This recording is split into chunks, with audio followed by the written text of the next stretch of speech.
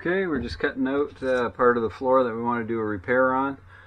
We're on a framing member there, framing member all the way along here, and one right down the middle.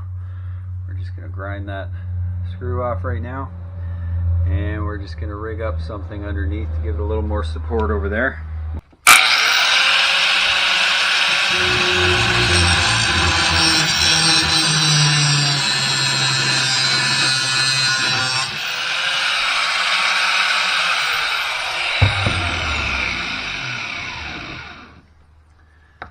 One thing you do want to do is get that out of there before it starts a fire, because it's usually pretty hot. Okay.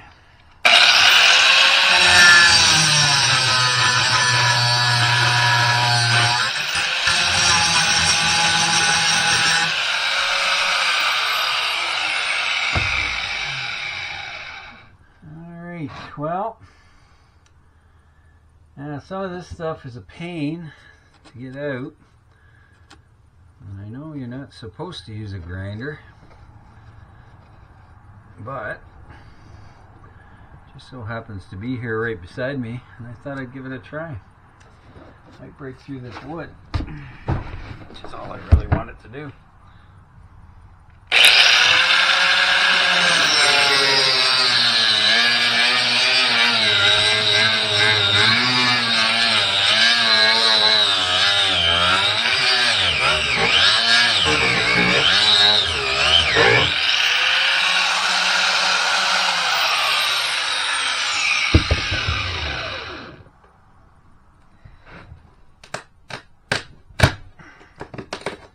There we go. Well, this frame looks awesome. Everywhere I've exposed it, there's nothing wrong with it. It's all nicely painted still.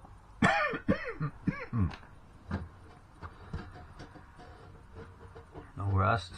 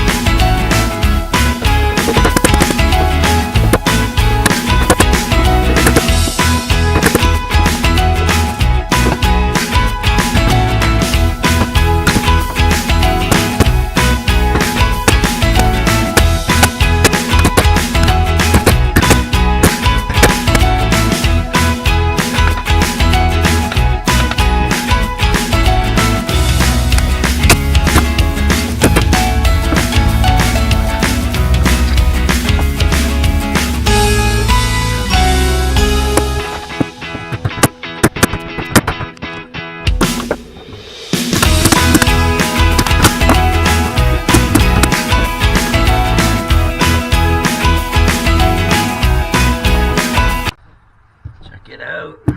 A smoothie delivery. Nice. Okay, we cut the bad part out of the floor, and we had to grind off one of these big giant screws here to flatten it out. So we've got that member, we've got these two sections of frame, big large frame section. We're going to clean that up a bit, and we're going to screw up underneath there just to give it some extra footing. But the next one is way down in there, and it's the angle ones that go across, and they're really not all that strong. So anyway, we were getting water was ending up in this channel and then dripping down and soaking. It was also wicking from underneath there. The water was running down over here, and we did seal up where we thought all these leaks were coming from, and the great majority of it we got, but I think this is coming out of the seam right there at the belly pan, which we're going to do, and it's just put a little water in here, but it finds its way out no problem. So the frame's all strong here, so we just so happen to have perfect size board to cut that already was painted that I had in the greenhouse. And this piece, this curved piece, that is actually part of the trim that goes up the wall over in the kitchen, we saved. And it's a really pretty good curve that matches this curve right here. So we're going to use that as our template to draw a line on there and cut that piece out so it fills in the void there, because of course it's curved. And then we're going to have it so it will tuck in under here where we have a lip, where it's sandwiched in between, so it'll also have that to lean on. So you know, as you get closer up there, that's going to be all cabinetry anyway, so there's not going to be any great weight under there that it won't be able to handle. So yeah, that's what we're going to do.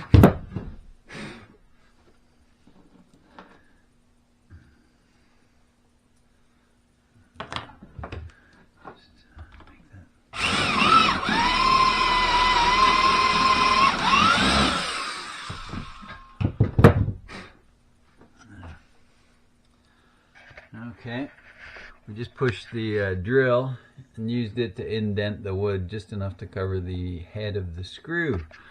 Another average Joe technique. And we're going to use these bolts to hold that, because the screw tends to, if it has weight on it, it's going to rip out eventually. So we're going to put a bolt with a washer, and that'll sit flush.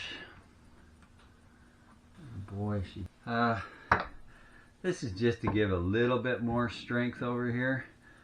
Most of it's being held here, here, here, and back here on the railing.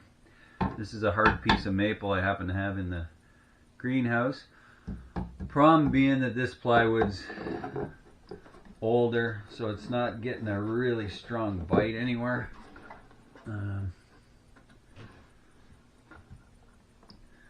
But then this is the flooring we're going to be using. We used this in a 66 that we did, and it worked out great. And it's from the vinyl collection. So as you can see, the base on this one is actually a hard plastic. It's got lots of channels for airflow underneath this mesh. There's no need for an underpad. And when we come along later, we're just going to make sure that that's bridging this. So we're not going to end one of these boards right here. We'll just move it on to stronger areas and try to do a big span across. And by the time, this is only going to have somewhat of a flex over here, because this board, which we made up for here the other day, I just got to make sure it's going to go under. Hopefully you can see this. We cut out the notches according to, so this will fit back in this channel. And these notches surround where a screw's going down, because we didn't happen to have a tool that could easily get in there and cut out the screw. And there is water still back here, but I'm confident we're going to address that and it won't be in here. But there's no more water coming in on the top here or wicking from right here. So it's way back here. Nothing's touching there. The board's been painted and coated. And that's just going to fit right in underneath there. And we actually have to give it a good tap. Get it in there.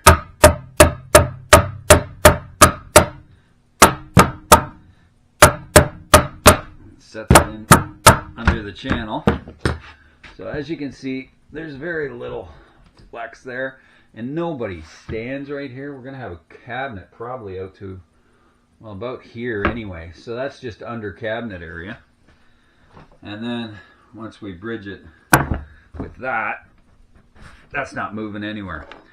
So purists will have a heart attack and they'll say, oh, you should have lifted the shell off and put a whole new floor on. But the idea is that we actually get to go camping, not leave this thing in the driveway for 3 years spending all our money to make it a show queen. And this is going to be as solid as can be.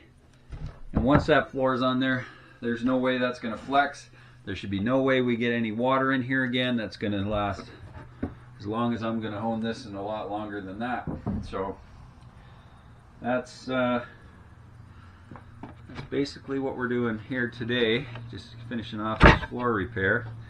I don't happen to have any extra insulation kicking around right now, and there's actually nowhere else on this floor that needs to have this done. This is the only piece. So we're going to run another screw and bolt through there. We might even put another one up front here, and then when I put the floor on, I'll just drive 2 screws down into that maple, and that should hold. I'm also gonna, you can see some of this caulking still good here. I'm gonna put some new block there so we don't have any water running further. And you can see that little hole there, which allows the water to get away. Where it was riveted up to this frame, it's fallen and landed on the bar that winds up the feet, and just the movement of the trailer is worn through a little hole there. But I actually might use that to my advantage. So if any water does collect in there, it's going to find its way out. So we're just going to see if we can beg, borrow, steal just enough insulation to do in there before we put this back down. And that is an average Joe patch floor repair with stuff that I had on hand. I haven't had to go buy anything. So that's the idea when you're working on the cheap, because there's going to be a lot of other things that are going to cost me money.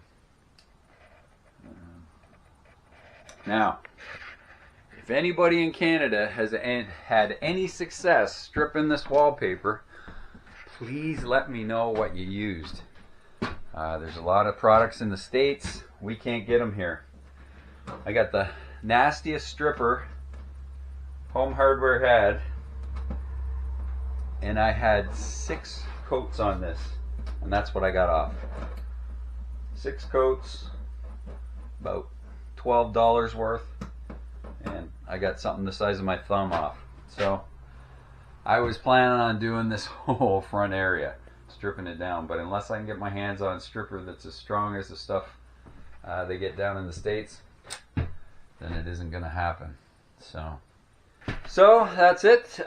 Next week, what's going to be exciting, if I can get some good weather, is, I don't know if you can see there, let me bring that down here.